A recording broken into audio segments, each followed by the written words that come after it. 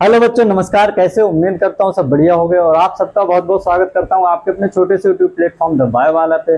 और आप अगर हमारे चैनल पे पहली बार विजिट कर रहे हैं तो सबसे पहले चैनल को सब्सक्राइब कर लीजिए और अपने उन साथियों को शेयर कर दीजिए जो बोर्ड एग्जाम की तैयारी कर रहे हैं। ठीक है, तो आज का हमारा टॉपिक है लेक्चर नंबर 3 रहने वाला है। ये हम लोग पढ़ रहे हैं क्लास 12 केमिस्ट्री दूसरा चैप्टर। ठीक है, अध्याय हमारा कौन सा है? दूसरा, जिसमें हम पढ़ते हैं विद्युत रसायन। क्या है हमारा चैप्टर का नाम? है विद्युत रसायन। विद्युत रसायन में हमने इंट्रोडक्शन यानी कि इसका पहला पार्ट कंप्लीट कर लिया है और दूसरा भाग। ठीक है, पहले भाग में हमने ये जाना था कि आपका विद्युत रसायन आखिर है क्या, विद्युत सेल क्या होता है, कौन कौन सी अभिक्रियाएं इसमें होती हैं। ठीक है, और आपका ऑक्सीडेशन क्या होता है, रिडक्शन क्या होता है, इस तरह की चीजें हमने पहले वाले वीडियो में जानी है। दूसरा वाला वीडियो आपका बहुत ही ज्यादा इंपॉर्टेंट रहने वाला है। ठीक है, इसमें हमने पढ़ा था आपका इलेक्ट्रोकेमिकल सेल यानी कि विद्युत रासायनिक सेल जिसे हम कहते हैं। उसमें एग्जाम्पल होता है हमारा डेनियल सेल का। उसको हम लोगों ने अच्छे से समझा है, जाना है, एक्सप्लेन किया है। तो ये दो वीडियो अगर आपने नहीं देखे तो पहले इनको देख लीजिए। उसके बाद आज हमारा थर्ड लेक्चर रहने वाला है। ठीक है, तो आज का हमारा तीसरा वीडियो है और इसमें हम लोग बात करेंगे, एक छोटा सा टॉपिक है आपका इसका। ठीक है, गैल्वेनिक सेल का। ठीक है, यानी कि सेल का आपका एक छोटा सा टॉपिक है जिसका नाम है सेल प्रदर्शन। क्या है? सेल प्रदर्शन। जब तक आपको सेल प्रदर्शन लिखना नहीं आएगा तब तक आप क्या करेंगे, किसी भी न्यूमेरिकल को नहीं कर पाएंगे। ठीक है, सेल नोटेशन जिसे कहते हैं, ये क्या होता है? एक छोटा सा टॉपिक है। अगर इसको हम दूसरे वाले वीडियो में लगा देते तो वीडियो आपका थोड़ा लंबा हो जाता, लेंथी हो जाता, तो इसको हम अलग से ही पढ़ेंगे। ठीक है, सेल रिप्रेजेंटेशन आपका क्या होता है? जैसे अगर हम बात करें, मान लो आपको एक सेल दे दिए, ठीक, जैसे हमने पढ़ा था गैल्वेनिक सेल, इस तरह से ये आपके पास एक सेल है। हम जानते हैं ये सेल कब पूरा होता है? जब इसमें एक लवण सेतु पड़ा होता है और दोनों इलेक्ट्रॉनों को हम किससे जोड़ देते हैं? एक चालक धातु तार द्वारा इन दोनों को हम क्या करते हैं?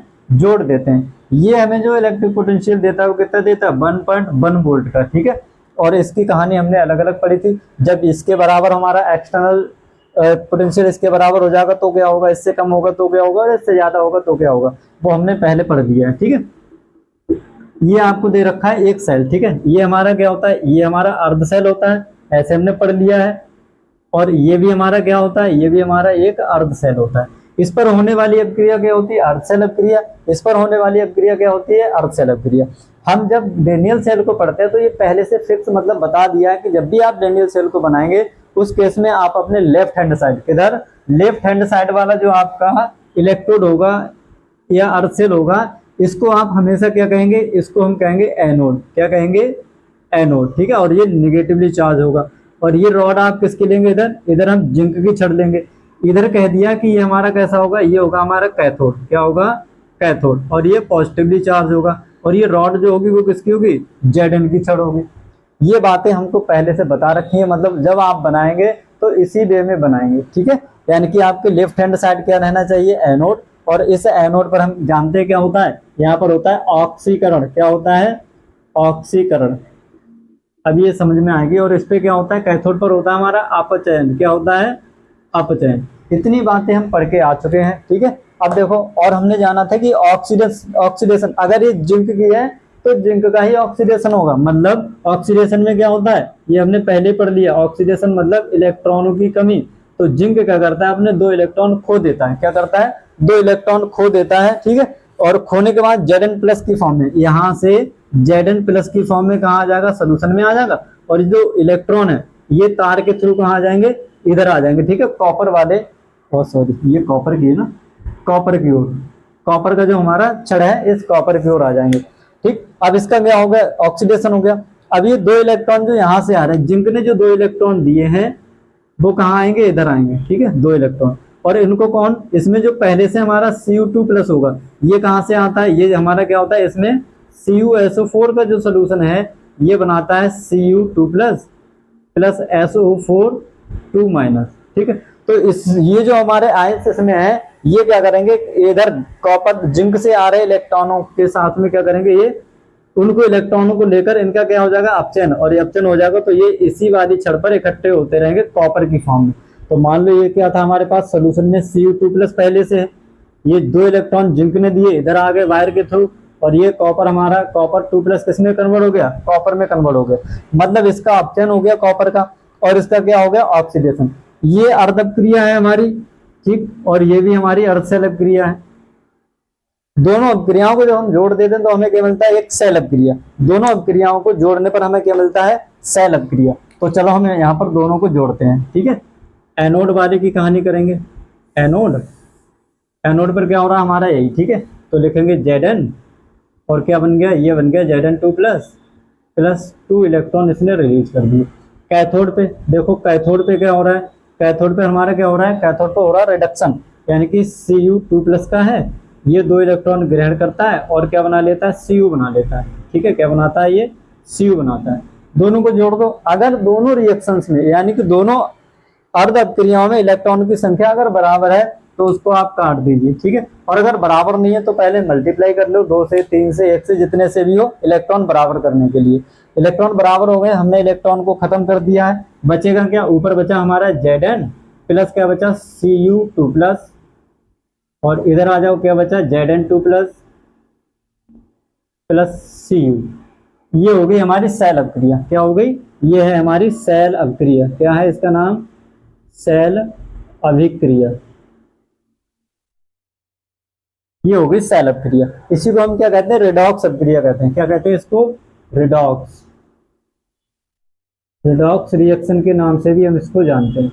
तो सेल अपक्रिया या रेडॉक्स अपक्रिया ये आपको दे रखी होगी, ठीक है। ये इतनी चीज आपको दे रखी होगी, इस वाली चीज से आपको क्या करना है, सेल प्रदर्शन लिखना है। क्या लिखना है, ये जो आपकी रिएक्शन दे रखी है, या तो इस तरह से दे रखी होंगी, एक तो ऑक्सीडेशन हो रहा होगा, दूसरे का रिडक्शन हो रहा होगा, फिर इन दोनों को क्या करेंगे, आप जोड़ देंगे। जोड़ने के लिए जरूरी है कि दोनों रिएक्शंस में या दोनों अपक्रियाओं में जो आपके इलेक्ट्रॉन में बराबर होने चाहिए। अगर मान लो बराबर नहीं होते, यहाँ पर 3 होते और यहाँ पर 2 होते, तो हम क्या करते, इसमें 2 से मल्टीप्लाई, इसमें 3 से, यानी कि 6 हो जाते दोनों रिएक्शंस में, ठीक है। तो इलेक्ट्रॉन पहले हम बराबर करेंगे, तो यहाँ बराबर है, हमने इलेक्ट्रॉन काट दिए, दोनों को जोड़ दिया, ऊपर वाले की ऊपर वाला लिख दिया Zn, नीचे Cu2+ है, ये लिख दिया है, तीर लगाया, ऊपर Zn2+ था, हमने लिख दिया, नीचे Cu है, ये हमने लिख दिया, ठीक है। तो ये हमारे उत्पाद हो जाते हैं, ये हमारे क्या हो जाते हैं, अभिकारक, ठीक है। ये तब की कहानी जब हम नष्ट समीकरण पढ़ेंगे तो। अब देखो, इस वाला जो हमारा सेल अपक्रिया आया है, इसी सेल अपक्रिया को हम सेल की फॉर्म में किस तरह से प्रदर्शित करते हैं, वही क्या कहलाता है, हमारा सेल प्रदर्शन कहलाता है। तो सबसे पहले आपको ये पता होना चाहिए कि जब हम सेल बनाते हैं, क्या बनाते हैं, सेल बनाते हैं या सेल प्रदर्शन लिखते हैं, तो हमें पहले बताया गया है कि जो हमारा एनोड होता है, ठीक है, या जिस पर हमारा ऑक्सीजन होता है, उसको हमेशा हम किधर लिखते हैं, लेफ्ट हैंड साइड लिखते हैं। किधर लिखते हैं, लेफ्ट हैंड साइड लिखते हैं, ठीक है। तो ये बात हमें पता होनी चाहिए, ठीक है। तो सबसे पहले हम क्या लिखेंगे, सेल प्रदर्शन, सेल प्रदर्शन लिखते समय एनोड को, ठीक है, एनोड को किधर लिखते हैं, बाईं ओर, एनोड को बाईं ओर, तथा कैथोड, कैथोड को दाईं ओर लिखा जाता है, लिखा जाता है। ये बात आपको याद रखनी है। एनोड को हम कहाँ लिखेंगे, अपने बाईं ओर, मतलब ऐसे, जब आप ऐसे बैठे हैं तो आप चाहे यहाँ पर बनाएं या आप कॉपी में बनाएं, जब कॉपी में बनाएंगे तो इधर बनाएंगे और इधर बनाएंगे क्या, कैथोड, ठीक है। तो मैंने इधर बनाया, तो इधर क्या है, मेरा लेफ्ट हैंड साइड है, तो इधर एनोड बना दिया, और इधर मैंने क्या बना दिया, कैथोड बना दिया, ठीक है। पहली बात ये कहता है। दूसरी बात क्या कहता है, देखो, जब हमने ये सेल बनाया है, क्या करा है, जब हमने ये सेल बनाया है, उस समय हमने देखो यहाँ पर एक ये क्या लगाया है, ये लवण सेतु लगाया है। क्या लगाया है, लवण सेतु। तो याद रखना, जब लवण सेतु हम बनाते हैं इस तरह से लवण सेतु बनाते हैं, तो इसमें एक ये, यानी कि यहाँ से हमें 2 खड़ी रेखाएं मिलती है। कितनी मिलती है, 2। और एक इलेक्ट्रोड हमारा ये पूरा क्या कहलाता है, जब हम एक इलेक्ट्रोड में एक धातु की छड़ डालते हैं, उस समय क्या कहलाता है, ये केवल एकल इलेक्ट्रोड है, ठीक है। अब देखो, इसमें क्या है, एक धातु की छड़ है, अब वो भी कैसी है, खड़ी है, ठीक है। तो एक खड़ी लाइन क्या बताएगी, इसमें हमारा उसी धातु का लवणीय विलयन है जिस धातु की छड़ है। तो लवणीय विलयन में धातु के आयन भी होंगे और ये धातु है, ठीक है। तो एक खड़ी जो रेखा होती है वो किसको अलग करती है, वो धातु और धातु आयन को सेपरेट करती है। क्या लिखेंगे, एक खड़ी रेखा, खड़ी रेखा, तो समझ लेना आप किसकी बात कर रहा है, इस तरह से, ठीक है। एक खड़ी रेखा किसको अलग करेगी, धातु क्षण तथा धातु आयन, धातु क्षण तथा धातु आयन को पृथक करती है, पृथक करती है या सेपरेट करती है। अगर एक खड़ी रेखा होगी तो, ठीक है। तो समझ लो ये वाली हमारी एक खड़ी रेखा है, ये किसको अलग कर रही है, ये जो हमारा सोल्यूशन है इसमें क्या धातु आयन है और ये खुद में किसकी है, ये खुद में हमारी धातु की है, ठीक है। तो धातु क्षण और धातु आयन को अलग करती है कौन, एक खड़ी रेखा, ठीक है। दूसरी बात, ये जो हमने साल्ट ब्रिज लिया है इसमें देखो एक खड़ी रेखा है, ये एक खड़ी रेखा है, ये इस तरह से आप याद रख लेंगे, ठीक है। तो दो खड़ी रेखाएं क्या करेंगी, दो खड़ी रेखाएं क्या बताती हैं, दो खड़ी रेखाएं इस तरह की, ठीक है। ये लवण सेतु को प्रदर्शित करती हैं, प्रदर्शित करती हैं। तो समझ लेना जहां दो खड़ी रेखाएं हो वहां पर क्या लगा हुआ है हमारे, लवण सेतु। लवण सेतु का काम क्या होता है हमने पहले पढ़ लिया, ठीक है। तो ज्यादा हम इसमें डिस्कस नहीं करेंगे, हमें पता है लवण सेतु हमारा दो खड़ी लाइनें क्या हो जाएंगी, लवण सेतु हो जाएंगी, ठीक है। अब हम बात कर लेते हैं ये जो हमारा सेल है, इस सेल पर होने वाली अभिक्रिया उसको हम किस तरह से उसका सेल प्रदर्शन लिखेंगे। तो क्या लिखेंगे, डेनियल सेल की हम लोग बात कर रहे हैं, किसकी बात कर रहे हैं, डेनियल सेल, ठीक है। लिखेंगे डेनियल सेल के लिए सेल प्रदर्शन, सेल प्रदर्शन किस तरह से हम एक डेनियल सेल के लिए उसका सेल प्रदर्शन लिखते हैं ये हम देख लेते हैं। तो ये हमारा डेनियल सेल है, क्या है, ये डेनियल सेल है, इसे वोल्टीय सेल भी कहते हैं, गैल्वेनिक सेल भी कहते हैं, ठीक है। ये किसका एग्जांपल है, हमारा वोल्टीय सेल गैल्वेनिक सेल का एक अच्छा एग्जांपल है। उसमें हमने पढ़ा था हमारा क्या आ जाता है, डेनियल सेल आ जाता है, हमारा शुष्क सेल आ जाता है, लैक्लैंश सेल आ जाता है। ये सभी एग्जांपल है हमारे किसके, गैल्वेनिक सेल के, ठीक है। तो ये हमारा डेनियल सबसे अच्छा एग्जांपल है हमारा गैल्वेनिक सेल का। तो उसमें हम डेनियल सेल का ही एग्जांपल पढ़ते हैं। तो इसके लिए हम क्या करेंगे, सेल प्रदर्शन लिखेंगे। तो इसमें दो रिएक्शन है, एक तो देखो एनोड पर हो रही है और एक कहाँ हो रही है, कैथोड पर हो रही है। तो दोनों रिएक्शन पहले हम लिख लेंगे, ठीक है। एनोड पर, एनोड पर क्या होता है, ऑक्सीडेशन, यानी कि Zn जो है वो हमारा Zn2+ आयनों में कन्वर्ट हो जाता है। कब, जब ये दो इलेक्ट्रॉन रिलीज करता है, मतलब इसका क्या हो गया, ऑक्सीडेशन हो गया, ठीक, पहली बात। दूसरा हमारा ये कैथोड वाला है, कैथोड पर क्या होता है, कॉपर 2+ आयनों का कॉपर में रिडक्शन होता है। क्या होता है, कॉपर 2+ आयनों का कैथोड पर। तो इसमें क्या होता है, हमारे पास कॉपर 2+ आयन होते हैं और ये क्या हो, सॉरी, ये दो इलेक्ट्रॉनों को ग्रहण करके क्या बना लेते हैं, ये बना लेते हैं कॉपर। मतलब इसका क्या हो गया, इसका हो गया रिडक्शन। क्या हो गया, इसका रिडक्शन हो गया। अब हम इन दोनों को जोड़ने के बाद क्या लिखते हैं, नेट रिएक्शन। तो हमें कुछ इस तरह से मिलती है। तो चलो इनको जोड़ दो, क्या करेंगे हम, इनको जोड़ देंगे। अभी हमारे पास इलेक्ट्रॉन बराबर है तो हमें क्या करना है, ऐसे ही काट देंगे, ठीक है। ये ऐसे कट जाएंगे, आपके इलेक्ट्रॉन से इलेक्ट्रॉन बचेगा क्या, ये बचेगा हमारे पास Zn+Cu2+, और इधर आ जाओ क्या बचेगा, Zn2+ Cu। ये बन गई हमारी सेल अभिक्रिया। क्या बन गई, ये हमारी क्या है, सेल अभिक्रिया। तो पहले आपको यहां तक पहुंचना है, सेल अभिक्रिया तक पहले आपको क्या करना है, पहुंच जाना है। दोनों अर्ध सेलों वाली अभिक्रियाओं को लिखना है, उन दोनों को जोड़ देना है। इलेक्ट्रॉन अगर कम ज्यादा है तो मल्टीप्लाई करके आप बराबर कर लीजिए, ठीक है। काटना ही है, उनका यूज जब होगा जब हम नैनर समीकरण पढ़ेंगे, ठीक है। तो ये हमारी सेल अभिक्रिया होगी। इस सेल अभिक्रिया के सहारे हमें क्या लिखना है, सेल प्रदर्शन लिखना है, ठीक है। तो जरा इधर आ जाओ, सेल प्रदर्शन, ठीक। तो इसी अभिक्रिया के लिए अभिक्रिया दे देगा, कहेगा इस अभिक्रिया के लिए सेल प्रदर्शन लिखिए। जब सेल प्रदर्शन आपको पता होगा तभी आप क्या कर पाएंगे, सेल का विद्युत वाहक बल यानी कि ईएमएफ ऑफ सेल कैलकुलेट कर पाएंगे, ठीक है। तो जरूरी होता है कि सेल प्रदर्शन हमें आना चाहिए। तो उठा के यहाँ पर लिख लो, क्या है हमारे पास, Zn+Cu2+ आयन, और ये हमारे पास क्या है, Zn2+ Cu। ये हमारे पास क्या है, एक सेल है, ठीक है। सेल अभिक्रिया है, यानी कि इस वाले सेल की होने वाली अभिक्रिया हमारे पास है। इसके लिए सेल प्रदर्शन लिखना है। क्या लिखना है? सेल प्रदर्शन। अब जब सेल प्रदर्शन लिखते हैं तो इंपॉर्टेंट हो जाता है कि जो दो लाइन हमने लिखी है, ठीक है, ये दोनों लाइनें आपको पता होनी चाहिए, 2-3 लाइनें, ठीक है। कह रहा है कि सेल प्रदर्शन लिखते समय एनोड को कहाँ लिखेंगे? बाईं ओर, और कैथोड को कहाँ लिखेंगे? दाईं ओर, ठीक है। ये बात समझ में आ गई। एक खड़ी रेखा क्या करती है? धातु और धातु आयनों को अलग करती है। दो खड़ी रेखाएं क्या बताती है? वो बताती है कि हमारा लवण सेतु है। तो देखो लवण सेतु दोनों के बीच में पड़ा होता है, तो सबसे पहले हम क्या करते हैं? सबसे पहले आप क्या करिए? लवण सेतु को बना लीजिए कुछ इस तरह से, ठीक।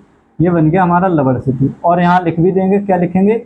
ऐसे लिख देंगे लवण और सेतु,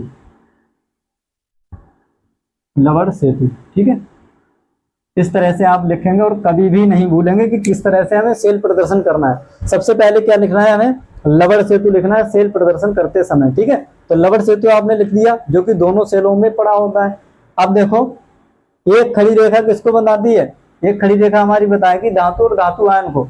उससे पहले एनोड कहाँ लिखते हैं? बाईं ओर, और कैथोड कहाँ लिखते हैं? दाईं ओर। ये हमारा ये हमारा लवण सेतु है, बीच में एनोड, कैथोड कहाँ है हमारा? दाईं ओर, और एनोड कहाँ है? बाईं ओर। तो इसके इधर बाईं ओर यही तो हो जाएगा, ये हमारा क्या हो गया? बाईं ओर।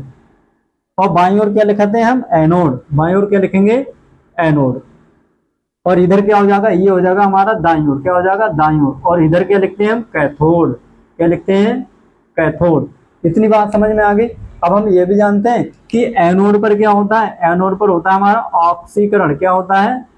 ऑक्सीकरण, ठीक। और कैथोड पर हमारा क्या होता है? कैथोड पर होता है अपचयन। क्या होता है?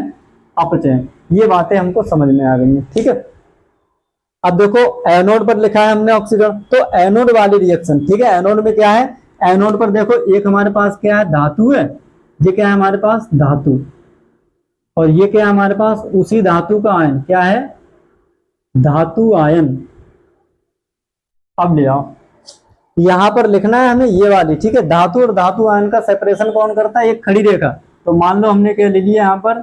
Zn ले लिया, एक खड़ी रेखा लगा दी और हमने बना दिया Zn2+, ठीक। ये हमारे किस में होता है? सॉलिड स्टेट में। और ये हमारे किस में होता है? एक्वस स्टेट में, ठीक। और इसकी कुछ ना कुछ सांद्रताएं दे रखी होती है। तो मान लो हमारे पास जो सांद्रता है इसकी वो कितनी है? 1 मोलर। कितनी है? 1 मोलर, ठीक है। इसी तरह से अब देखो कैथोड पर, ये कैथोड पर हो रहा है। ये क्या है हमारे पास? कॉपर आयन है। क्या है? कॉपर आयन है। तो कॉपर आयन लिख लो यहाँ Cu2+। और ये किस में होगा? ये भी हमारा एक्वस मीडियम में होगा। और इसकी भी सांद्रता कितनी है? 1 मोलर, ठीक। और ये हमने एक खड़ी रेखा लगा दी और हमने बना दिया Cu। ये किसमें है? सॉलिड स्टेट में। तो इस तरह से ये हमारा क्या होगा? सेल प्रदर्शन हो गया। क्या हो गया? सेल प्रदर्शन। याद रखना है सेल प्रदर्शन को लिखते समय सबसे पहले हम क्या करते हैं? बीच में 2 खड़ी रेखाएं लिख लेते हैं। लेफ्ट हैंड साइड में हम क्या लिखते हैं? ऑक्सीडेशन यानी कि एनोड। और राइट हैंड साइड में क्या लिखते हैं हम? कैथोड, ठीक है, जिसे हम अपचयन कहते हैं। लेफ्ट हैंड साइड में ऑक्सीडेशन होता है। ऑक्सीडेशन में क्या करना है? धातु और धातु आयन को सेपरेट करना है। किसके थ्रू? किसके थ्रू? एक खड़ी रेखा के थ्रू। कैथोड पर हमारे देखो धातु आयन और धातु, इसको भी सेपरेट करना है। किसके थ्रू? एक खड़ी रेखा के थ्रू, ठीक है। तो ये हमारा क्या बनके तैयार हो जाता है? ये सेल प्रदर्शन बनके हमारा तैयार हो जाता है, ठीक है। अब जैसे कुछ एग्जाम्पल की हम बात करें यहाँ पर सेल प्रदर्शन करते समय, सपोज दैट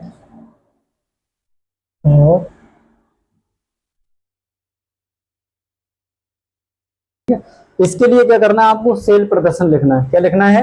सेल प्रदर्शन। तो अब हमें क्या करना है? ये तीनों बातें हमको पता है, ठीक है। और इस तरह से लिखते हैं, ये भी हम जानते हैं। तो पहले क्या करना है? इसके लिए सेल अभिक्रिया लिखनी है। अब चाहे आप सेल अभिक्रिया लिखो या ना लिखो, अगर आपने ये पहला वाले ये तीनों चीजें याद कर ली, यानी कि तीनों चीजें आपने अच्छे से इन पर पकड़ बना ली, ठीक है, तो आप क्या करेंगे? इसके लिए आपको इस तरह से सेल रिएक्शन लिखने की जरूरत नहीं है। क्या करेंगे? सीधे हम इसको देखेंगे और सीधे हम क्या करेंगे? इस तरह से सेल प्रदर्शन लिख देंगे, ठीक है। तो चलिए किस तरह से लिखते हैं, देखो सेल प्रदर्शन। हमसे यह कहा गया कि 2 खड़ी रेखाएं किसको बताती हैं? लवण सेतु को बताती हैं। तो हम सबसे पहले क्या करते हैं? सबसे पहले हम लिखते हैं यहाँ सेल प्रदर्शन, ठीक है। तो सबसे पहले हम क्या करेंगे? 2 खड़ी रेखाएं लिख लेंगे। क्या लिख ली? 2 खड़ी रेखाएं। और इन्हीं 2 खड़ी रेखाओं को हम क्या कहते हैं? इन्हीं को हम कहते हैं लवण सेतु। क्या कहते हैं? लवण सेतु। ठीक, लवण सेतु के ये हमारा किधर हो गया? ये हो गया हमारा राइट हैंड साइड, यानी कि दाईं ओर। और दाईं ओर क्या होता है हमारा? कैथोड। और हम जानते हैं कैथोड पर क्या होता है? कैथोड पर होता है अपचयन। ये आपको बार बार नहीं लिखना है, एक बार जब आप समझ जाएंगे तो केवल क्या करेंगे, आप लवण सेतु बनाएंगे, दाईं ओर लिखेंगे अपचयन वाला और बाईं ओर क्या लिखेंगे? ऑक्सीकरण वाला। ठीक है। और इधर हमारा क्या है? इधर हम जानते हैं क्या है हमारा? एनोड। क्या है? एनोड। और हम जानते हैं अच्छे से एनोड पर क्या होता है? ऑक्सीकरण। ये हो गया हमारा ऑक्सीकरण। ठीक, अब देखो इसमें देखो किसका ऑक्सीकरण हो रहा है, किसका अपचयन हो रहा है। ऑक्सीकरण मतलब इलेक्ट्रॉन की कमी। क्या होता है? ऑक्सीकरण मतलब इलेक्ट्रॉनों की कमी। यहाँ देखो Cr प्लस Cr है, किसमें जा रहा है? Cr2 प्लस में। किसमें जा रहा है? Cr2 प्लस में। यहां से यहां जाने पर इसमें इलेक्ट्रॉनों की कमी आ रही है। कितने इलेक्ट्रॉनों की कमी आ रही है? 2 इलेक्ट्रॉन कम। यहाँ कहेंगे कि ऑक्सीडेशन नंबर बढ़ रहे हैं। क्या हो रहा है? यहाँ देखो कोई भी ऑक्सीडेशन नंबर 0 है, यहाँ कितना हो गया? 2 हो गया। यहाँ कोई इलेक्ट्रॉन कम नहीं है, यहाँ कितना कम हो गया? 2 इलेक्ट्रॉन। ठीक है, एक कॉपर पर 2 कॉपर है तो कितने? 4 इलेक्ट्रॉन कम हो जाएंगे। ये ध्यान रखना, आगे 2 से मल्टीप्लाई है इसमें। अगला देखो, तो हम ये इसका क्या हो गया? इलेक्ट्रॉन की कमी मतलब ऑक्सीडेशन हो गया। क्या हो गया? ऑक्सीडेशन। हमें पता चलेगा कि Cr हमारा Cr2 प्लस में क्या हो रहा है? ऑक्सीडाइज्ड हो रहा है। तो क्या लिखेंगे हम यहाँ पर?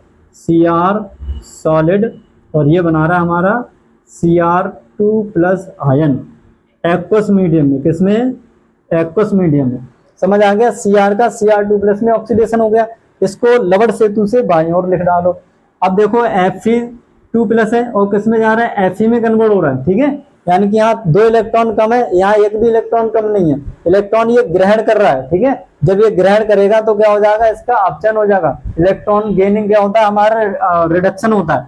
तो Fe2 प्लस एक्वस मीडियम से ये किसमें जा रहा है? ये जा रहा है हमारा Fe प्लस, Fe सॉलिड में। इसका क्या हो गया? Fe2 प्लस का क्या हो गया? Fe में रिडक्शन हो गया। ठीक है, तो ये हमारा बन गया सेल प्रदर्शन। इसी तरह से हम किसी भी रासायनिक अभिक्रिया को सेल प्रदर्शन लिख सकते हैं। ठीक है, तो और एग्जाम्पल हम यहाँ पे लिखते हैं, और बहुत सारे एग्जाम्पल हम नहीं करेंगे, जब हम सेल का विद्युत वाहक बल निकालेंगे ठीक है, उस समय हम करेंगे एग्जाम्पल अच्छे से। इसमें केवल आपको सेल प्रदर्शन लिखना है, तो हमने जान लिया है किस तरह से लिखेंगे। तो एक आध हम और सीख लेते हैं। ठीक है, फटाफट से सेल प्रदर्शन ही लिखना है और आपको कुछ नहीं करना है, इसमें रिएक्शन भी नहीं लिखनी है। सीधे क्या करेंगे, हम जानते हैं सेल प्रदर्शन डालेंगे तो ना क्या लिखेंगे? सेल प्रदर्शन। और हम क्या बनाते हैं? हम बनाते हैं एक लवण सेतु। क्या बनाते हैं? एक लवण सेतु बना लेते हैं। इसको तो जरूर लिखना है, लवण सेतु। ठीक, और एक खड़ी रेखा इधर और एक खड़ी रेखा इधर। ओके, लेफ्ट हैंड साइड और right hand side. Left hand side पे हम जानते हैं क्या होता है, इधर क्या होता है हमारा? एनोड। क्या होता है? एनोड। इधर क्या होता है हमारा? कैथोड। क्या होगा? कैथोड। एनोड बोले तो ऑक्सीडेशन मतलब ऑक्सीकरण किसका हो रहा है? Fe देखो Fe2 प्लस में कन्वर्ट हो रहा है, मतलब इलेक्ट्रॉन की कमी क्या कहलाता है? ऑक्सीकरण। इसका क्या हो जाएगा? ऑक्सीडेशन हो जाएगा। मतलब एनोड पर ऑक्सीडेशन होता है तो Fe ये हो रहा है Fe सॉलिड से किसमें कन्वर्ट हो रहा है? ये हो रहा है Fe2 प्लस, वो भी एक्वस मीडियम। ये हो गया इसका ऑक्सीकरण। कैथोड पर अपचयन होता है तो देखो H प्लस है हमारा, क्या है? H प्लस, और ये किस में जा रहा है? H2 में जा रहा है। मतलब ये हाइड्रोजन जो है इलेक्ट्रॉनों को ग्रहण कर रहा है। जब भी कोई इलेक्ट्रॉन को ग्रहण करता है तो उसका क्या होता है? अपचयन होता है। तो लिखेंगे H प्लस। क्या लिखेंगे? H plus. ये एक्वस मीडियम की बात है, और ये बना रहा है हमारा H2 गैस। ठीक है, क्या बना रहा है? H2 gas. ठीक, समझ आ गया? ये सेल प्रदर्शन हो जाएगा इस वाली अभिक्रिया के लिए। रही बात यहाँ पर 2 इलेक्ट्रॉन पूरा करने के लिए, तो जब हम इसमें 2 से गुणा करेंगे तो ये 2 इलेक्ट्रॉन पूरे हो जाएंगे। ठीक है, यहाँ पे बाद में मल्टीप्लाई किया है 2 से। इसके लिए सेल प्रदर्शन लिखेंगे। इसके लिए क्या हो जाएगा? सेल प्रदर्शन। देखो सेल प्रदर्शन, हम जानते हैं सेल प्रदर्शन लिखने के लिए सबसे पहले हम 2 खड़ी लाइनें खींच लेते हैं। 2 खड़ी लाइनें बताती हैं कि हमारा क्या है? एक लवण सेतु है। क्या है? लवण सेतु। लवण सेतु के बाईं ओर क्या होता है हमारा? एनोड। क्या होता है? एनोड। दाईं ओर क्या होता है हमारा? कैथोड। क्या होगा? कैथोड। अब पहचानो, एनोड पर ऑक्सीकरण, इसमें किसका ऑक्सीकरण होता है? ऑक्सीजन मतलब इलेक्ट्रॉनों की कमी। तो देखो Zn से कहाँ पहुंच रहा है, Zn2+ में, यानी कि जिंक अपने 2 इलेक्ट्रॉन खो रहा है, ऑक्सीकरण हो रहा है। तो यहाँ पर लिखेंगे हम Zn एस, किसमें पहुंच रहा है, ये पहुंच रहा है Zn2+ में, ठीक है, और एक्वस मीडियम। ये होगी हमारी एनोड की कहानी। अब कैथोड पे चलते हैं। कैथोड पर हमारा अपचयन होता है। अपचयन मतलब इलेक्ट्रॉनों की वृद्धि। यहाँ 2 इलेक्ट्रॉन कम है, कितने कम है, पीबी के बाद 2 इलेक्ट्रॉन कम है, और ये 2 इलेक्ट्रॉन, इसमें 2 इलेक्ट्रॉन जुड़ जाते हैं और इसमें 2 इलेक्ट्रॉन माइनस हो जाते हैं। तो इलेक्ट्रॉन की वृद्धि, अपचयन, तो किसमें कन्वर्ट हो रहा है, ये हमारा Pb2+ एक्वस मीडियम में था, और ये इलेक्ट्रॉन को ग्रहण करके किसमें पहुंच गया, Pb सॉलिड में पहुंच गया। तो ये हमारे क्या हो जाएगा, सेल प्रदर्शन हो जाएगा इस वाली सेल अभिक्रिया के लिए, ठीक है। और एक यहाँ पर क्वेश्चन लिखूंगा, उसका आंसर आपको बताना है, ठीक है। कह रहा है क्या CuSO4 के जलीय विलयन में जिंक की रॉड, ठीक है, जिंक की रॉड को डालकर उसे घुमाया जा सकता है,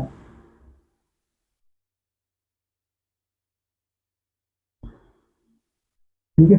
क्या हम ऐसा कर सकते हैं, मतलब हमें क्या दे रखा है, एक सोल्यूशन दे रखा है, इसमें सोल्यूशन जो भरा हुआ है वो हमारा किसका है, ये जो सोल्यूशन है वो हमारा किसका है, CuSO4 का है। किसका है, CuSO4 का।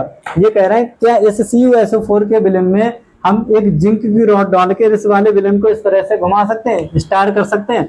ये जिंक की रॉड डालनी है इसमें, ठीक है, और इसको क्या करना है, स्टार करना है। ये किसकी है, जिंक की छड़।